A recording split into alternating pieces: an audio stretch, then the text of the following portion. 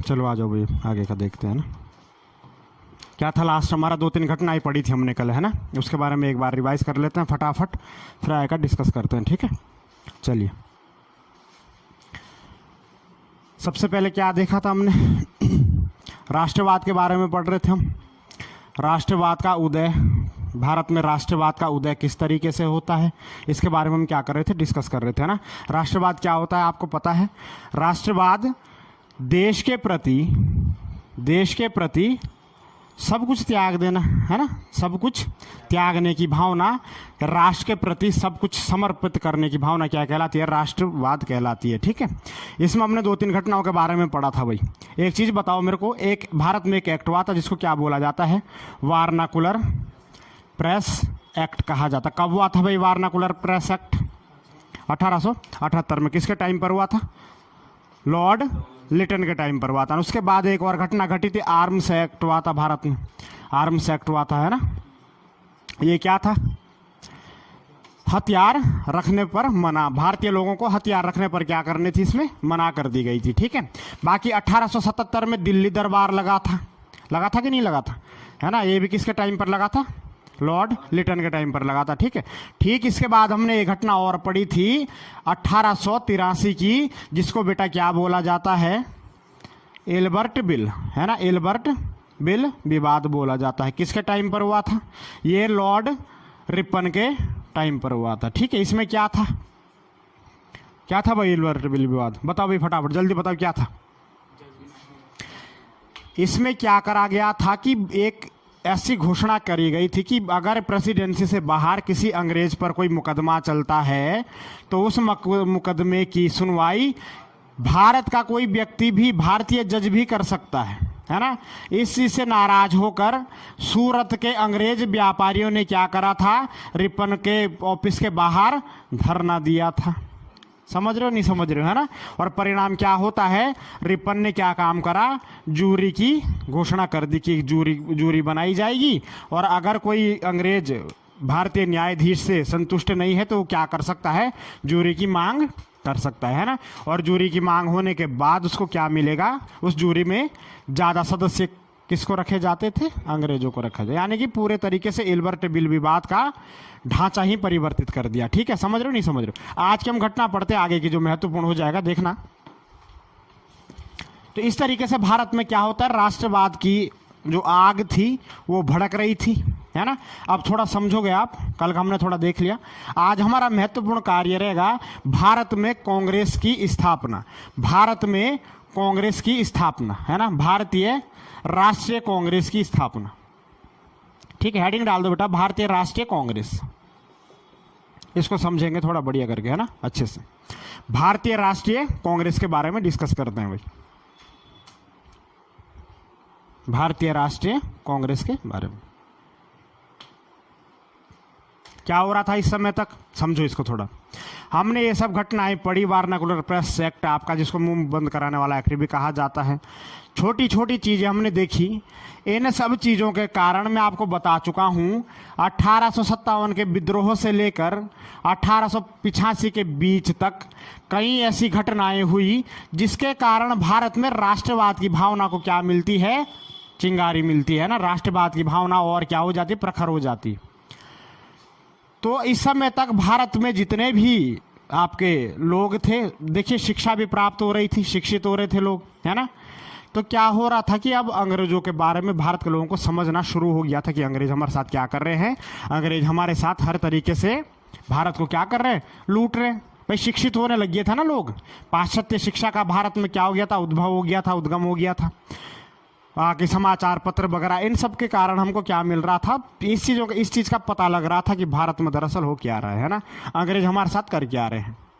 तो अब जब अंग्रेजों का हमने क्या कर लिया, अंग्रेजों का एक वो समझ लिया कि अंग्रेज भारत में कर क्या रहे हैं, तो अब अंग्रेजों के साथ भारत की जो जनता थी उनका किसी प्रकार का भी कोई सही तरीके से कार्य नहीं हो रहा था, है ना भाई, वो तो मैं कल आपको बता चुका हूँ ना, पत्थर फेंकते थे, है ना।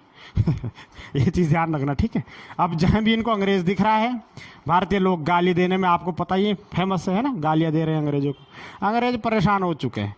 कंपनी में भी अंग्रेज, कंपनी दरअसल अंग्रेजों की है, ईस्ट इंडिया कंपनी भी, लेकिन वहाँ पर काम कौन कर रहे हैं भाई, कर्मचारी कौन है, भारत। ये कर्मचारी कभी कुछ लफड़ा कर दे रहे हैं, कभी कुछ लफड़ा कर रहे हैं। तो अपने और भारतीय लोगों के बीच में इन्होंने एक सुरक्षा दीवार बनाने का काम करा कि एक ऐसी दीवार बनाई जाए जो भारत के लोगों को हमसे डायरेक्ट ना मिलने दे। समझ रहे हो नहीं समझ, यानी कि जनता से हम डायरेक्ट ना मिल सके, एक ऐसी दीवार बना दी जाए। और उस सुरक्षा दीवार को ही क्या नाम दिया गया है बेटा, कांग्रेस नाम दिया गया है। यहां से मैं आपको जो बता रहा हूं उसको ध्यान से सुनना और समझना इसको अच्छे से, ठीक है। इसके बारे में डिस्कस करेंगे। देखिए किस तरीके से स्थापना होती है, समझते हैं। बात हो रही है 1884 की। कब की बात हो रही है, 1884 की। समझ रहे हैं इसको अच्छे से। देखिए एक व्यक्ति थे जिनका नाम क्या था, A.O. ह्यूम नाम के एक व्यक्ति थे, एलन एक्टोवियन ह्यूम नाम के व्यक्ति थे, ठीक है। इनके सुझाव पर एक संस्था की स्थापना करी जाती है जिसको क्या बोला जाता है, भारतीय राष्ट्रीय संघ। क्या बोला जाता है, भारतीय राष्ट्रीय संघ कहा गया था। यानी कि कांग्रेस का पहला नाम क्या था, भारतीय राष्ट्रीय संघ की स्थापना होती है A.O. ह्यूम के कारण। समझ रहे हो नहीं समझ रहे हो, कांग्रेस का नाम पहले क्या था, भारतीय राष्ट्रीय संघ नाम था भाई, है ना। उसके बाद क्या होता है, देखिए 28 दिसंबर 1885 को इस भारतीय राष्ट्रीय संघ का पहला अधिवेशन होता है भाई। अधिवेशन समझते हो ना, पहली मीटिंग हुई थी इनकी। क्या होता है, पहला अधिवेशन होता है भारतीय राष्ट्रीय संघ का, ठीक है। यह अधिवेशन कहां हुआ था, यह अधिवेशन हुआ था बेटा बंबई में। कहां हुआ था, बंबई में, ठीक है। बंबई में एक जगह है जहां का नाम है गोकुलदास तेजपाल संस्कृत विद्यालय। क्या नाम है, गोकुलदास तेजपाल संस्कृत विद्यालय। इस विद्यालय की लाइब्रेरी में पहला अधिवेशन हुआ था भारतीय राष्ट्रीय संघ का। समझ रहे हो नहीं समझ रहे हो। और यहीं पर एक व्यक्ति थे, इनके बारे में आप बार बार सुनोगे, नाम था दादाभाई नौरोजी। दादाभाई नौरोजी नाम था इनका, ठीक है, नौरोजी, दादाभाई नौरोजी। इनके ही सुझाव पर इस भारतीय राष्ट्रीय संघ का नाम बदलकर क्या कर दिया जाता है, भारतीय राष्ट्रीय कांग्रेस नाम कर दिया जाता है। तो हम यहां पर सीधे सीधे तौर पर क्या कहेंगे कि कांग्रेस की स्थापना कब हुई, 1885 में हुई भाई। समझ रहे हो नहीं समझ रहे हो, यानी कि समझ आ रहा है भाई, आ रहा है ना समझ। चलिए कब हुआ पहला अधिवेशन, 1885 में। कहां पर हुआ, गोकुलदास तेजपाल संस्कृत महाविद्यालय बंबई में हुआ, ठीक है। अब यहां पर प्रश्न उठता है कि कांग्रेस के जो पहला जो अधिवेशन हुआ था उसकी अध्यक्षता किसने करी, ये प्रश्न बहुत बार पूछा गया है। तो ध्यान रखना, अध्यक्ष बनना कोई मजाक नहीं था कांग्रेस का, है ना। अब कोई ऐसा तो नहीं था कि किसी को भी बोल दिया भाई अध्यक्ष बन जाए, है ना। पूरा एक वो चलता था ट्रेंड, है ना, पूरे तरीके से अध्यक्ष का वो किया जाता था। लेकिन इस पहले अधिवेशन में, इस अधिवेशन के सबसे बुजुर्ग व्यक्ति थे, उनमें से सबसे, उनके मान सम्मान में उनको बनाया गया अध्यक्ष। नाम था व्योमेश चंद्र बनर्जी। क्या नाम था, कांग्रेस के पहले अध्यक्ष कौन बनते हैं बेटा, व्योमेश चंद्र बनर्जी। समझ आ रहा है कि नहीं आ रहा है, कहानी समझ आ रही है कि नहीं आ रही है भाई, है ना। पूरे तरीके से देखना। गोकुलदास तेजपाल विश्वविद्यालय में क्या हुई थी, पहली इसकी संस्कृत विद्यालय में क्या हुई थी, पहली अधिवेशन हुआ था कांग्रेस का, है ना। और पहले अध्यक्ष जो कांग्रेस के बने थे उनका नाम क्या था, व्योमेश चंद्र बनर्जी था, ठीक है। समझ रहे हो नहीं समझ रहे हो भाई, कांग्रेस की स्थापना के बारे में पढ़ रहे हैं, ठीक है।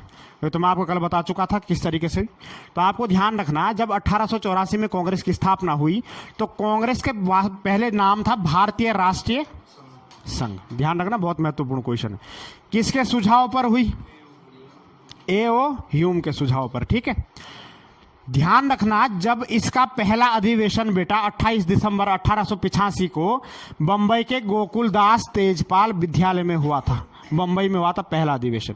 इस अधिवेशन की अध्यक्षता किसने करी थी? व्योमेश चंद्र बनर्जी ने। बहुत महत्वपूर्ण क्वेश्चन जो बार बार पेपर में पूछा गया है, कांग्रेस की स्थापना के समय भारत के गवर्नर जनरल कौन थे या वायसराय कौन थे? कौन थे भाई? ये प्रश्न बहुत बार पूछा गया है, एसएससी में भी बहुत बार पूछा गया है। उनका नाम था लॉर्ड डफरिन। क्या नाम था?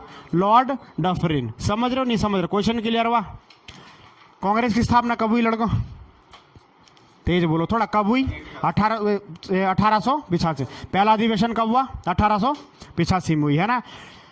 एओ ह्यूम के सुझाव पर कांग्रेस की स्थापना हुई, जबकि दादा भाई नौरोजी के सुझाव पर भारतीय राष्ट्रीय संघ का नाम बदलकर क्या कर दिया जाता है? कांग्रेस, भारतीय राष्ट्रीय कांग्रेस नाम कर दिया। और कांग्रेस का मतलब क्या होता है? कांग्रेस का जो शब्द है कांग्रेस, ये बेटा कहां से लिया गया है? अमेरिका से लिया गया है। कहां से? अमेरिका से। और कांग्रेस का मतलब होता है जनता का समूह। क्या होता है? जनता का समूह। अब इसके पीछे दरअसल कहानी क्या थी? इसके पीछे दरअसल कहानी ये थी कि अब अंग्रेज क्या चाह रहे हैं, ब्रिटिश ईस्ट इंडिया कंपनी क्या चाह रही है, ब्रिटिश क्राउन क्या चाह रहा है कि भारत के कोई भी लोग, कोई भी आम लोग किसी भी अंग्रेजी अधिकारी से डायरेक्ट ना मिले। अपनी परेशानियां किसको बताएं? कांग्रेस को। कांग्रेस किसको बताएगी? ब्रिटिश को, ब्रिटिश अंग्रेजों को। अब हम उस पर काम करें ना करें हमारी मर्जी है, क्योंकि जनता तो परेशान किसको करेगी? कांग्रेस को। तो कहने का मतलब है, ध्यान रखना, आपने लाला लाजपत राय का नाम सुना है? सुना है इनका नाम? लाला लाजपत राय का नाम। इनकी एक पुस्तक है जिसका नाम है यंग इंडिया। क्या पुस्तक का नाम क्या है? Young India. इसमें इन्होंने एक बहुत ही बढ़िया बात कही है। इन्होंने कहा है, यंग इंडिया में 1916 में लिखी थी इन्होंने, ठीक है। तो इसमें इन्होंने लिखा है कि कांग्रेस ब्रिटिश सरकार और भारत की जनता के बीच एक सुरक्षा दीवार का काम कर रही थी। यानी कि कांग्रेस को सुरक्षा दीवार किसने कहा है? सुरक्षा दीवार किसने कहा है भाई? लाला लाजपत राय ने कहा है। और इन्होंने एक चीज और कही। इन्होंने कहा कि एओ ह्यूम, एलन एक्टोबियन ह्यूम जो थे, ये भारत की दुर्दशा देखकर इनको क्या आ गई थी? दया आ गई थी। इसीलिए इन्होंने कांग्रेस की स्थापना का सुझाव दिया और इन्होंने ही एलन एक्टोबियन ह्यूम को स्वतंत्रता का पुजारी कहा है। बहुत महत्वपूर्ण क्वेश्चन है भाई। स्वतंत्रता का पुजारी किसको कहा है? किसने कहा है? किसमें कहा है? यंग इंडिया नामक पुस्तक में। क्वेश्चन क्लियर हो रहे नहीं हो रहे? बेटा सारे क्वेश्चन पेपर में पूछे गए हैं, कोई भी फालतू क्वेश्चन नहीं इसमें से, समझ रहे हो? कांग्रेस की स्थापना के समय कौन था भाई? Lord Dufferin. उसके बाद यंग इंडिया नाम की पुस्तक थी। अब आप ध्यान रखना, देखिए अंग्रेज सरकार को क्या लग रहा है, क्या ये सुरक्षा दीवार है ना? कैसी सुरक्षा दीवार है ना? ईंट मसाले वाली नहीं है ना? डायरेक्ट नहीं होगी बात, बस समझ रहे हो? बाद में ये कांग्रेस ही क्या करेगी? इनके खिलाफ आंदोलन करना शुरू कर देगी। कांग्रेस को हम क्या करेंगे? दो भाग में पढ़ेंगे भाई, है ना? कांग्रेस का आपको उदारवादी युग भी पढ़ना है, जिसमें ऐसे नेता थे जो मतलब अंग्रेजों के चाटुकार भी कह सकते हो और अंग्रेजों को मनाने पर भरोसा रखते थे। उसके बाद एक उग्रवादी दल आएगा, है ना, जिनको गर्मपंथी दल कहा जाएगा। फिर आपके भारत में कांग्रेस की उसकी गांधी जी की एंट्री हो जाएगी। फिर उसके तीसरे पार्ट को क्या कहा जाता है? गांधीयन युग। गांधी की एंट्री के बाद 1915 से 1947 तक का जो टाइम है उसको क्या बोला जाता है? गांधीयन युग कहा जाता है, गांधीयन एरा कहा जाता है। समझ रहे हो नहीं समझ रहे हो भाई? तो इस 3 पार्ट्स में हम डिवाइड करते हैं इन सब चीज़ों को। तो लॉर्ड डफरिन ने जब लॉर्ड डफरिन को ये इस चीज का आभास हुआ कि कांग्रेस की स्थापना कर कर हमने सबसे बड़ी क्या कर दी है, गलती कर दी है। अभी कांग्रेस क्या कर रही है, मांग कर रही है कि भैया जनता को ये परेशानी ये भी करो, जनता को ये परेशानी ये भी करो, नहीं तो हम क्या करेंगे, हम यहाँ से इस्तीफा दे देंगे। हम इस्तीफा दे देंगे तो आपके जो कंपनी में जो लोग काम कर रहे हैं वो भी इस्तीफा दे देंगे, सब ठप हो जाएगा मामला। तो बाद में जब इनको इस चीज का एहसास हुआ कि कांग्रेस की स्थापना करना सबसे बड़ी गलती है, तो इस लॉर्ड डफरिन ने बाद में एहो ह्यूम को क्या कहा, मूर्ख और पागल। बोला सबसे बड़ा पागल है दुनिया का ही। समझ रहे हो नहीं समझ रहे हो भाई, है ना? क्या बोला, मूर्ख और पागल। किसने कहा, किसको कहा? ये सारी चीजें पेपर में पूछी जाती है भाई, समझ रहे हो? इस तरीके से क्वेश्चन बनेगा। पहला अधिवेशन कब हुआ? 28 दिसंबर 1885 को। कहाँ हुआ? बंबई के गोकुलदास तेजपाल संस्कृत विद्यालय में हुआ। ठीक है, ये चीजें आपको ध्यान रखनी है ना? महत्वपूर्ण फैक्टर है भाई। दूसरा अधिवेशन देखते हैं कांग्रेस का। देखिए, इस अधिवेशन में एक और चीज ये इन्होंने डिसाइड करी कि प्रत्येक वर्ष कांग्रेस का अधिवेशन होगा, और इसलिए होगा ताकि हम रणनीति तैयार कर सके अंग्रेजों के खिलाफ। समझ रहे हो नहीं समझ रहे हो? ये देख सके कि हमको क्या करना है क्या नहीं करना है। और अधिवेशन होने का भी एक नियम ये था कि अधिवेशन ऐसा नहीं है कि यहीं पर होगा, जैसे मुंबई में हो गया तो मुंबई पर होगा, पूरे भारत में कहीं भी हो सकता है। समझ रहे हो नहीं समझ? जैसे कि दूसरा अधिवेशन होगा हर साल। दूसरा कब होगा भाई? 1886 में होगा, एक साल बाद होगा। हर साल होता रहेगा अधिवेशन। कहाँ होगा? दूसरा अधिवेशन कांग्रेस का हुआ था बेटा कलकत्ता में। कहाँ हुआ था? कलकत्ता में। अध्यक्षता किसने करी थी? दादा भाई नेहरू ने। दादा भाई नौरोजी। समझ रहे हो नहीं समझ रहे हो? कांग्रेस का दूसरा अधिवेशन कब हुआ? दादा भाई नौरोजी ने करा। कब हुआ? 1886 में। कहाँ हुआ? कलकत्ता में हुआ भाई। कोई दिक्कत किसी को? ध्यान रखना, प्रश्न बनता है कि कांग्रेस के पहले पारसी अध्यक्ष कौन थे? समझ रहे हो नहीं समझ रहे हो? पहले पारसी अध्यक्ष कौन बने? दादा भाई नौरोजी। क्लियर हुआ? पर सबसे पहले अध्यक्ष कौन थे? पहले पारसी अध्यक्ष कौन बने? दादा भाई नौरोजी बनते हैं। कोई दिक्कत किसी को? ठीक है। पारसी धर्म है ना एक पर्शियन, ये ईसाई टाइप के ही होते हैं ये भी, है ना? पर इनका अलग है थोड़ा, है ना? इनका वो अलग है ना? पारसियों के बारे में ये भी तो है, भारत में पारसी लोग है, आपका ईसाई लोग है, उनके मिलता जुलता ईसाइयों की तरह। ठीक है, चलिए भाई तीसरा अधिवेशन देखते हैं कांग्रेस का। तीसरा अधिवेशन, एक एक चीज बहुत महत्वपूर्ण है जो मैं बता रहा हूं, है भाई? कौन सारी समझ रहा है नहीं समझ रहा है? क्या लगा था है? इतना आसान थोड़ी ना। चलो तीसरा अधिवेशन देख लो भाई कांग्रेस का। कांग्रेस का कब होगा? 1887 में। तीसरा अधिवेशन कहाँ हुआ था बेटा? मद्रास। कहाँ हुआ था? मद्रास। अध्यक्ष कौन थे? बदरुद्दीन तैयब। बदरुद्दीन तैयब जी पहले मुस्लिम अध्यक्ष। ये क्वेश्चन एसएससी वालों का ना फेवरेट क्वेश्चन है, कहीं बार पूछा गया है। कांग्रेस के पहले मुस्लिम अध्यक्ष कौन थे? कौन हो गए? बदरुद्दीन तैयब। पारसी कौन थे? दादा भाई नौरोजी। समझ रहे हो नहीं समझ रहे हो? और कांग्रेस के सचिव कौन थे? सचिव उनको ही बनाया गया था, एओ ह्यूम को। ठीक है, किसको बनाया गया था? एओ ह्यूम को बनाया गया था। ठीक है, 1906 तक सचिव यही रहे। 1885 से 1906 तक सचिव कौन रहे? एओ ह्यूम। तीसरा अधिवेशन कहाँ होता है? मद्रास में होता है ना। कौन थे अध्यक्ष? बदरुद्दीन तैयब। पहले मुस्लिम अध्यक्ष थे। कोई दिक्कत किसी को? चौथा अधिवेशन देख लो भाई, चौथे पे आ जाओ। चौथा अधिवेशन कहाँ हुआ? कब होगा बेटा? 1800। कहाँ हुआ? इलाहाबाद। कहाँ हुआ बेटा? इलाहाबाद। अध्यक्ष कौन थे? George Yule. क्या नाम था इनका? George Yule. अब समझ गए होंगे मैं क्या कहना चाह रहा हूं। पहले अंग्रेज अध्यक्ष। समझ रहे हो नहीं समझ रहे हो? पहले ब्रिटिश अध्यक्ष। समझ रहे हो क्या कहना चाह रहा हूं, है ना? अब एक लाइन में एक बार फिर देखो। सबसे पहले अध्यक्ष कौन थे? व्योमेश चंद्र बनर्जी, 1885 में। दूसरा अधिवेशन कहाँ होता है? कलकत्ता में। कौन बनते हैं अध्यक्ष? दादा भाई नौरोजी, पहले पारसी अध्यक्ष कांग्रेस के। उसके बाद तीसरा कहाँ होता है? मद्रास। अध्यक्ष कौन बनते हैं? बदरुद्दीन थे, पहले मुस्लिम अध्यक्ष। चौथा कहाँ होता है? इलाहाबाद। कब हुआ? 1888 में। पहले अंग्रेज अध्यक्ष जॉर्ज यूले। समझ रहे हो नहीं समझ रहे हो भाई? कोई दिक्कत किसी को? एक और देखेंगे, 5वां अधिवेशन देखेंगे, ठीक है। 5वां अधिवेशन हुआ था फिर से बंबई में। 5वां कहाँ हुआ था? बंबई में। कब हुआ? बंबई में। कब होगा? 18। अध्यक्ष कौन थे? इनका नाम था विलियम वेडरबर्न। क्या नाम था?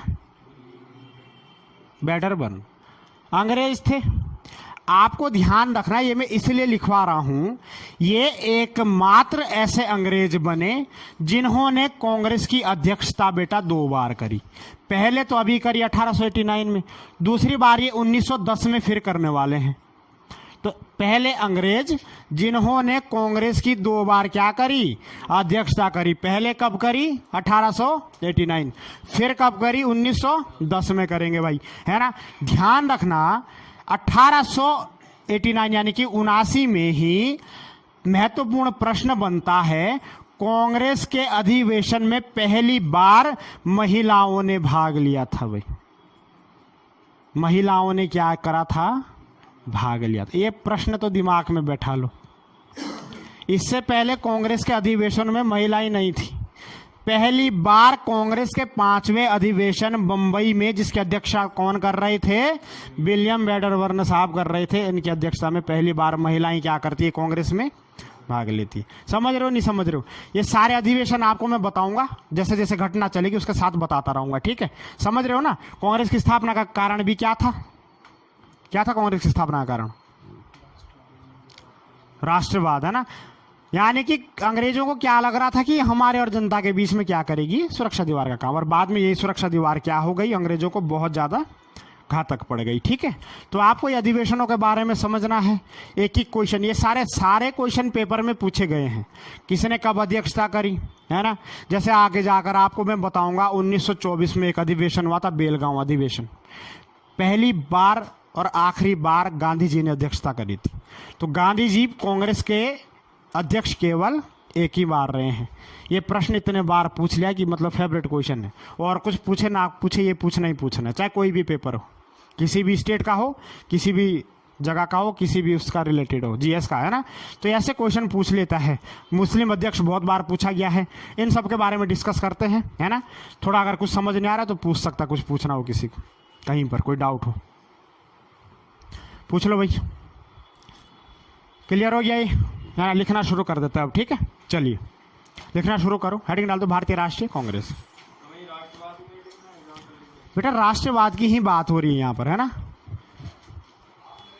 कहने का मतलब मैं आपको एक चीज में बता देता, एक लाइन में बता देता हूं। देखिए, भारत में राष्ट्रवाद की भावना तो उदय हो चुकी है, और इस राष्ट्रवाद की भावना में आग में घी डालने का काम कौन करेगी?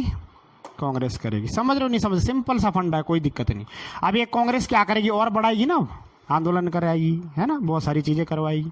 बाद में बड़े बड़े नेता कांग्रेस से जुड़ने वाले हैं, जैसे बाल गंगाधर तिलक, अच्छे अच्छे नेता, है ना, गोपाल कृष्ण गोखले, ये सब कांग्रेस से जुड़ने वाले हैं। फिर क्या होगा? धीरे धीरे आंदोलन की तरफ जाएंगे। तो मैं आपको सच ये बात बता रहा हूं कि आजकल जितने भी पेपर बन रहे हैं, तो 1885 से लेकर 1947 तक भारतीय राष्ट्रीय आंदोलन सबसे महत्वपूर्ण पाठ बन चुका है जीएस का। ये आंदोलन हर पेपर में 3 से 4 क्वेश्चन पूछने ही पूछने हैं। तो हम क्या करेंगे? इन सबको तरीके से लेके चलेंगे, ठीक है। महत्वपूर्ण क्वेश्चन है जीएस का, बहुत ही महत्वपूर्ण क्वेश्चन बन जाता है, ठीक है। लिखना शुरू करो। चलो हेडिंग डाल दो, भारतीय राष्ट्रीय कांग्रेस की स्थापना।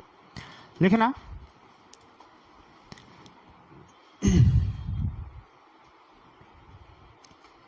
चलिए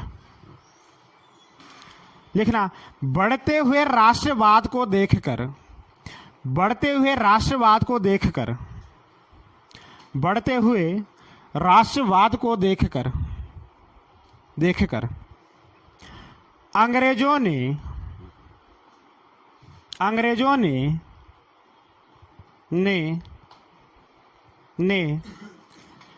भारतीय जनता के साथ भारतीय जनता के साथ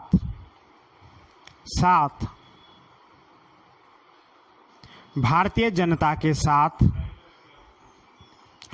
अपने भारतीय जनता के साथ अपने कार्यों को एक नई दिशा दी, कार्यों को एक नई दिशा देने का प्रयास किया, कार्यों को एक नई दिशा देने का प्रयास किया, कार्यों को एक नई दिशा देने का प्रयास किया। ठीक है, जिसके तहत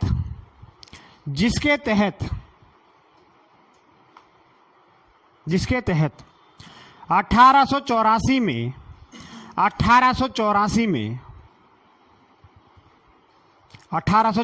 में एलन एक्टोवियन ह्यूम एलन एक्टोवियन ह्यूम या A.O. ह्यूम के सुझाव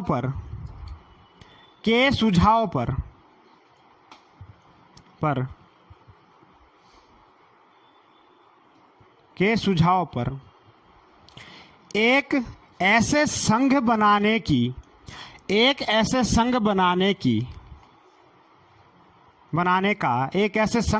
का प्रयास किया गया, संघ बनाने का प्रयास किया गया, संघ बनाने का प्रयास किया गया, जो कि भारतीय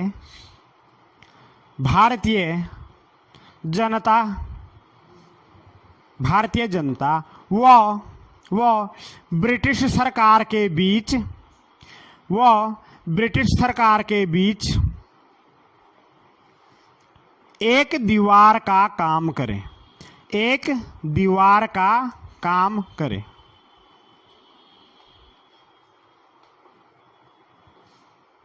चलिए, दीवार का काम करें।